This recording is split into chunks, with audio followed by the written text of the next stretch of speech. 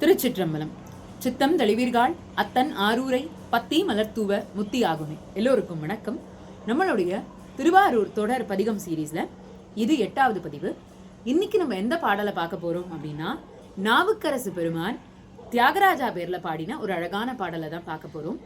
சூலப்படையானை சூழாக வீழருவி கோலத்தோள் குங்குமம் சேர் குன்று 8 உடையானை பாலொத்த மென்மொழியாள் பங்கனை பாங்காய ஆலத்தின் கீழானை நான் கண்டது ஆரூரே.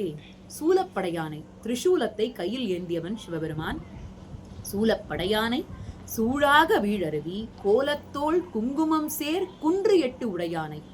வீழ் அருவின்னு சொல்லக்கூடியதான கங்கா தீர்த்தத்தை தன் சடையில் வைத்திருப்பவன், பெருத்த தோள்களை உடையவன், குங்குமம் மாதிரி சிவந்த தோள்கள், வலிமையான தோள்கள், அதுவும் மலை ஒத்த அளவுக்கு இருக்குமா.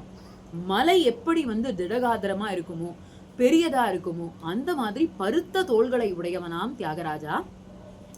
கோலத்தோள் குங்குமம் சேர் குன்று 8 உடையானை பாலொத்த மென்மொழியாள் பங்கனை. பால் மாதிரி இனிமையான மொழியை உடையவளான அம்பிகை, அவளுடைய பங்கில் இருப்பவன், அதாவது அம்பிகையை தன் உடம்பில் சரிபாதியில் கொண்டவன். பாலொத்த மென்மொழியாள் பங்கனை பாங்காய ஆலத்தின் கீழானை, ஆலமரத்தின் நிழலில் கீழிருந்து 4வர்க்கு உபதேசம் செய்தவன். அப்பேற்பட்ட இறைவனை நான் கண்டது ஆரூரேன்னு பாடியிருக்கார். அதனாலதான் சிவபெருமான் தியாகராஜாவா கைலாசத்துல எப்படி இருப்பானோ அதே மாதிரியே இங்க பார்த்திருக்கார். இது நாவுக்கரசருடைய வார்த்தைகள், நம்ம வார்த்தைகள் கிடையாது. நாவுக்கரசருடைய வார்த்தைகள் அப்படின்னும் பொழுது அது பொய்க்காது. கைலாசத்துல சுவாமி எப்படி இருப்பானோ அதை நீங்க திருவாரூருக்கு வந்தா பார்க்கலாம் அப்படின்னு அவர் எழுதியிருக்கிற வார்த்தைகள்.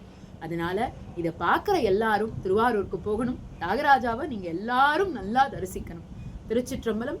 மீண்டும் இன்னொரு நல்ல பதிவுல சந்திக்கலாம். ஆரூரா தியாகேஷா. நன்றி, வணக்கம்.